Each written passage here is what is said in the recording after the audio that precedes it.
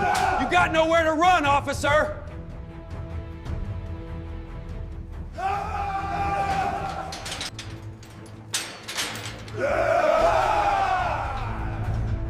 Look at her, she thinks she's tough.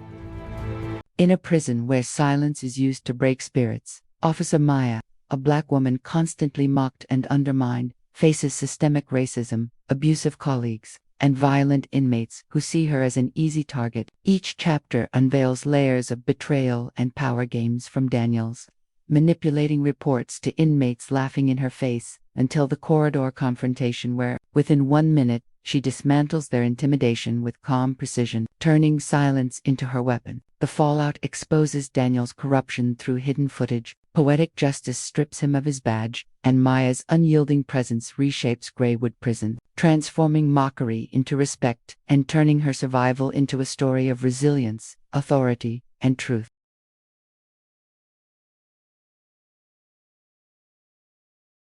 The steel doors groaned as they opened, the sound echoing down the long corridor like a warning bell. Officer Maya Johnson adjusted her duty belt and stepped through. The fluorescent lights hummed overhead, casting a pale glow against the cracked concrete walls of Greywood State Prison. Her uniform was crisp, her stride steady, her face gave nothing away, but the eyes on her, every single one of them, dripped hostility. A whistle came first, long, shrill, mocking. It slithered down the cell block. "Hey, chocolate bar," a voice yelled.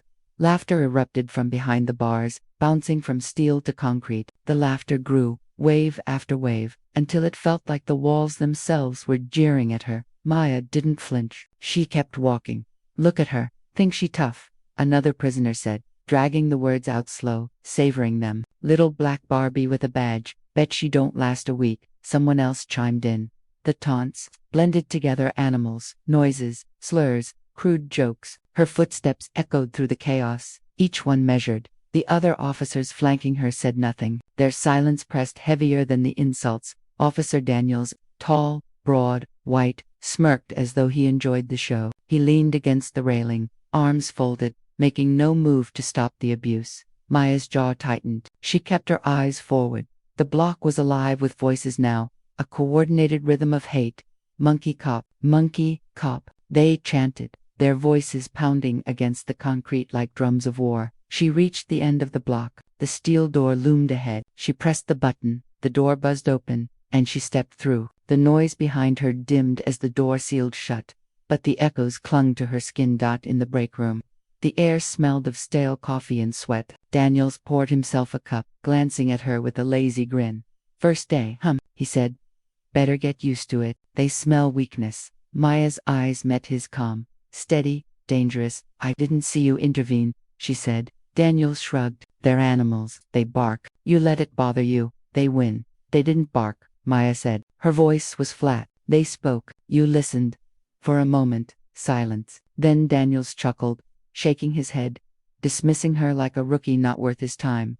The clock ticked. The smell of burnt coffee lingered. Maya said nothing more. She didn't need to.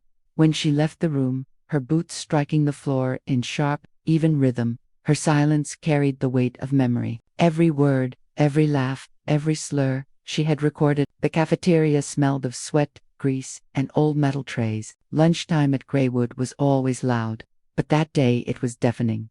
Prisoners lined up for food, voices bouncing off the concrete like waves crashing. Mockery echoed as soon as Maya stepped through the doors. "There she is. Barbie cop in the flesh. Hey, Bapta. Serve us some chicken with that pretty smile." A chorus of laughter erupted. The ritual had grown stronger here.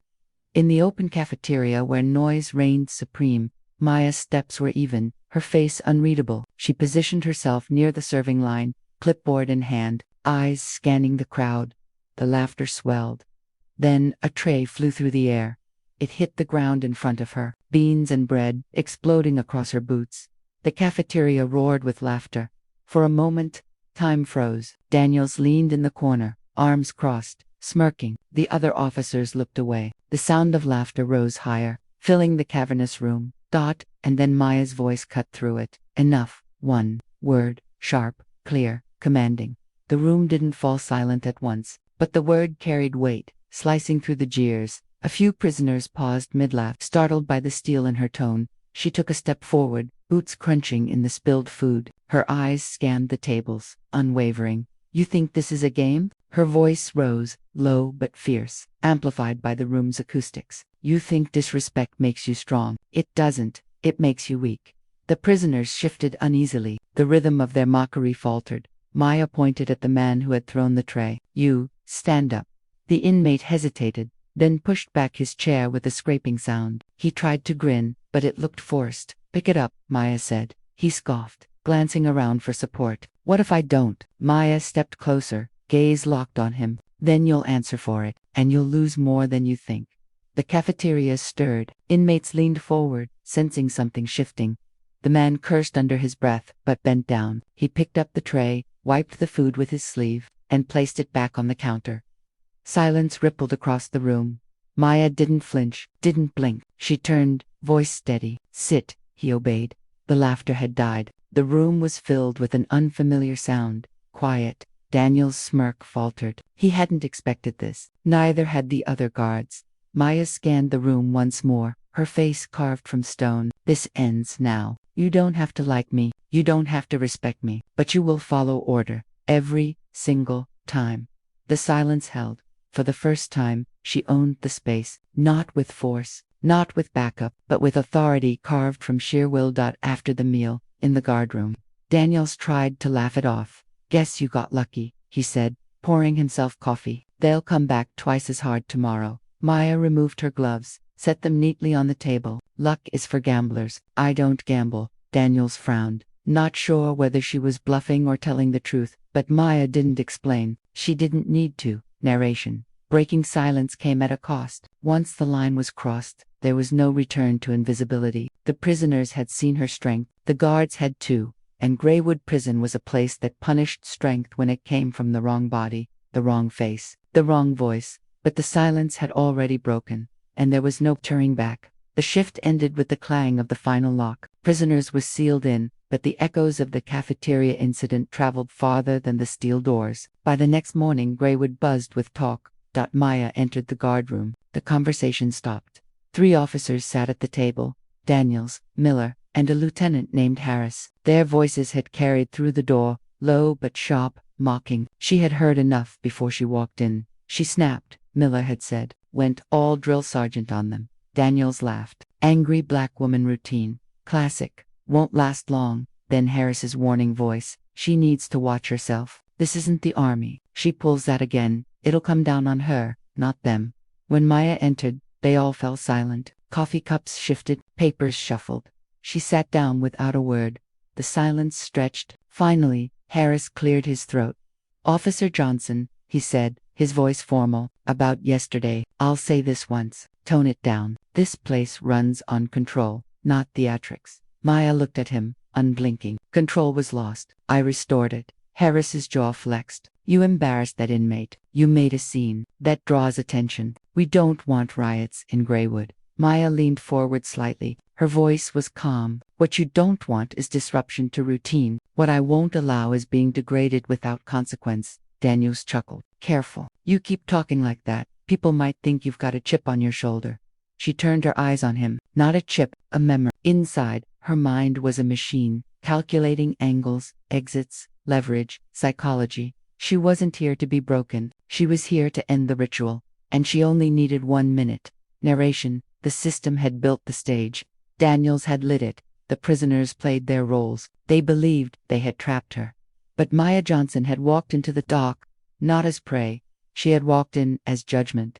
The south corridor throbbed with tension. 4 inmates closed around Maya, their laughter sharp, echoing off concrete. You don't talk so big now, huh? One sneered, stepping closer. Where's that voice? Where's that tough act? Another pounded his fist against the wall, the sound deep and heavy. She quiet, scared. The others laughed, circling tighter. Maya stood still, flashlight in hand, eyes steady. Her silence stretched, unnerving, deliberate. Then she spoke. Step back. Her tone was flat, commanding, no tremor. The corridor shifted with the weight of it. The inmates blinked. For the first time, their rhythm faltered. The biggest of them leaned in, smirking. Or what? Maya took 1 sharp step forward, closing the gap. Her eyes locked on his. You touch me, she said, voice low and sharp, and this block goes into lockdown, you lose your yard time, your visits, your mail, everything you beg for, gone. Not tomorrow, not next week, tonight. The laughter cracked. Unease rippled. She turned her gaze to the second man. And you, I know your mother's name. No, she writes every Thursday. You lay one finger on me.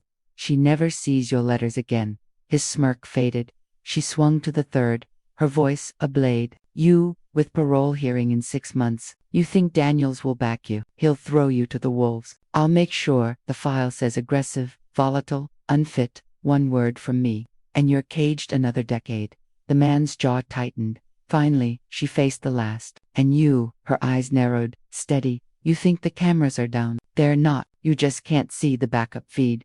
The man's grin collapsed into confusion. He glanced upward, instinctively, searching the dark corner where the red light was dead. The silence that followed was louder than their laughter had been. Maya didn't move. She didn't flinch. Step back, she repeated. This time, they obeyed. One by one, they retreated, their smirks gone, their swagger broken. The corridor that had seemed so small a moment ago stretched long again, the weight shifting in her favor. Daniels appeared at the far end, too late, feigning surprise. Everything all right down here? His tone dripped with false innocence. Maya's flashlight beams snapped to him, her face unreadable. Handled, she said. He scanned the inmates, cowed, silent, unsettled, and something flickered across his expression. He hadn't expected this ending. The prisoners slunk away, muttering, avoiding her gaze. The ritual had cracked, the laughter was gone. Maya walked past Daniels, her boots striking the floor like gunfire. Her silence now was not weakness, it was command. In the control booth, Miller stared at the monitor. The south corridor camera light was dead, but the backup system flickered faintly on his screen. Grainy footage of everything that had just unfolded. He swallowed hard. The tape was running. Narration. They had given her 1 minute to break. She had taken 1 minute to dismantle them, not with fists, not with rage, with knowledge, precision, and the authority they thought she didn't own. In that corridor, Greywood's ritual ended, and silence, once her wound, became her weapon. Greywood Prison buzzed with the aftermath of the corridor incident. Rumors spread faster than food trays in the mess hall. Inmates whispered about the black woman officer who had stared down 4 men and left them shaken. Their laughter was gone, replaced by silence whenever she passed. But upstairs, in offices with glass walls and polished wood desks, a storm gathered. Daniels leaned over the warden's desk, voice low but sharp. She's a liability. Thinks she's untouchable. If we let this stand, every inmate will start testing the limits. The warden's eyes narrowed. You've been saying that for months. Daniels slammed a folder down. Inside were incident reports, half-truths, exaggerations, written to paint Maya as reckless. She overstepped, threatened inmates, crossed the line. The warden tapped his pen against the desk. Unreadable. Down in the staff lounge, Miller sat alone, staring at a flash drive in his palm. On it, the backup footage of the corridor. Maya, standing unflinching. Daniels arriving late. The men backing away, shaken. Proof. He had watched it 3 times already. Each time, his gut twisted. He whispered to himself, if I say nothing, she burns. If I speak, Daniels burns. That evening, Maya was summoned. She entered the warden's office, uniformed, crisp expression. Daniels stood beside the warden, his arms folded, his smirk triumphant. The warden cleared his throat. There are concerns about your conduct in Block C. Maya didn't blink. Concerns. Daniels slid the folder across the desk. Threats. Intimidation. Abuse of authority. For a moment, the silence thickened. Then Maya leaned forward, voice steady. Check the footage. Daniels froze. His smirk faltered. The warden frowned.